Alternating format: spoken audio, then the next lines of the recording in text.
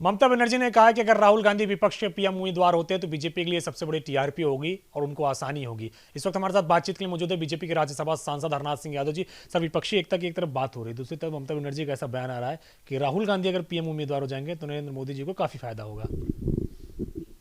देखिए, भारत की राजनीति में विपक्षी एकता के अनेक प्रयोग हुए हैं, हमेशा असफल हुए हैं। क्योंकि विपक्षी एकता ये हो क्यों रही है, सवाल ये है। इसलिए हो रही है कि ये जितने विपक्ष के लोग हैं सब प्रत्यक्ष या अप्रत्यक्ष तौर से आर्थिक घोटालों में लिसे हुए हैं, संलिप्त हैं। तो ये अपने प्राण बचाने के लिए, अपनी जान बचाने के लिए भिन्न भिन्न प्रकार के ये उपक्रम करने की कोशिश कर रहे हैं। और दूसरी बात, राहुल गांधी जी का जहाँ तक सवाल है, राहुल गांधी ने पिछले लंबे अरसे से वो देश विरोधी गतिविधियों में लिप्त हैं।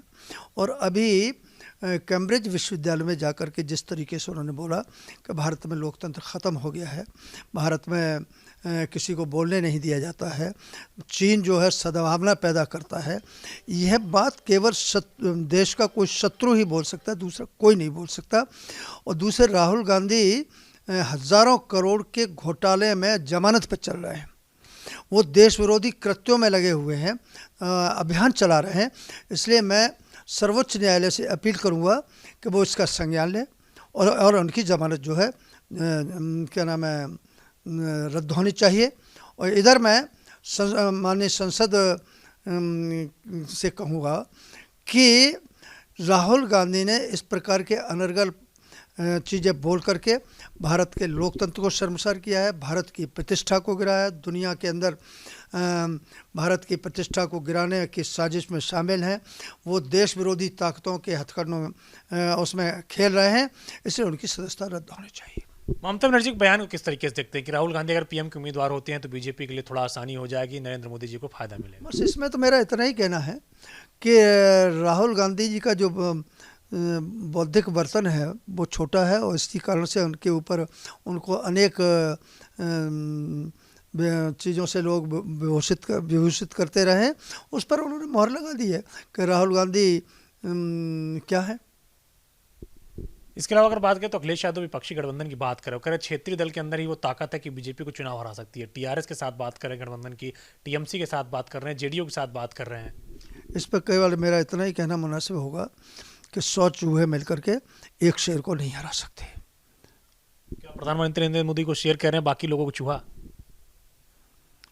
मैं लोगों को नहीं कह, मैं इतना कह रहा हूँ कि 100 चूहे मिलकर के एक शेर को पराजित नहीं कर सकते। और वो मोदी जी जो हैं शेर हैं, बाकी सारे चूहे हैं, आप ऐसा कहना रहे? ये आप कह सकते हैं, मैं नहीं कह रहा हूँ। इसके अलावा एक सवाल और है कि जिस तरीके से अगर बात करें तो उत्तर प्रदेश की कानून व्यवस्था को लेकर के, तो सिद्धू मूसेवाला जो पंजाब के प्रख्यात गायक रहे हैं, उनके पिता ने भी आज तारीफ की है। लेकिन वहीं कांग्रेस कह रही है कि पंजाब से बेहतर तो उत्तर प्रदेश में कानून व्यवस्था है, लेकिन इतनी बेहतर भी नहीं है। माफिया लगातार फरार हैं, प्रयागराज हत्याकांड के बाद अभी तक नहीं पकड़े गए हैं। ऐसा है, कांग्रेस के पास कुछ भी चिंतन नहीं है और ये नेता भी चिंतन की दिशा नहीं है। उत्तर प्रदेश में कानून व्यवस्था सुदृढ़ है। माफिया जितने भी हैं, चाहे आर्थिक माफिया हैं, चाहे सामाजिक माफिया हैं, किसी भी क्षेत्र में अपराध करने वाले लोग हैं, वो थर थर काँप रहे हैं और वो बिलों में घुस गए हैं। और उत्तर प्रदेश की कानून व्यवस्था की छाप पूरे देश के अंदर है, दुनिया के अंदर है। उसी का परिणाम है उत्तर प्रदेश में तमाम लोग आकर के निवेश कर रहे हैं और उत्तर प्रदेश राम राज्य की मार्ग पर चल पड़ा है, ये ऐसा लोग महसूस कर रहे हैं। और कांग्रेस और जो अन्य दल हैं ये फिजूल की बकवास कर रहे हैं और इसके अतीत कुछ भी नहीं है। प्रयागराज हत्याकांड के इतने दिनों के बाद भी अभी तक मुख्य आरोपी जो है वो फरार हैं, पुलिस की गिरफ्त से बाहर हैं। देखिए, ये योगी जी का राज है। एक भी माफिया, एक भी अपराधी उत्तर प्रदेश की धरती पर अपराध करने लायक नहीं रह गया। और इतनी द्रुत गति से जो कार्रवाई हुई कि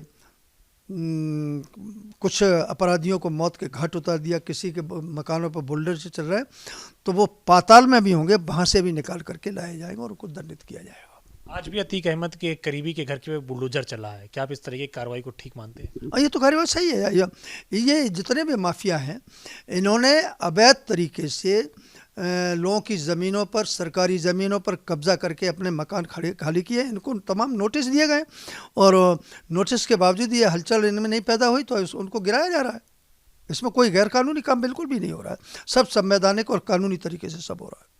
शुक्रिया हमसे बातचीत करने के लिए बीजेपी के राज्यसभा सांसद हरनाथ सिंह यादव, जिन्होंने विपक्षी एकता पे कहा है कि 100 चूहे मिलकर भी एक शेर का शिकार नहीं कर सकते। शेर इन्होंने प्रधानमंत्री नरेंद्र मोदी को बताया है, हालांकि स्पष्ट नहीं किया कि चूहा यहाँ कौन है। कमिश्नर रोहित के साथ अविनाश तिवारी, एबीपी गंगा, दिल्ली।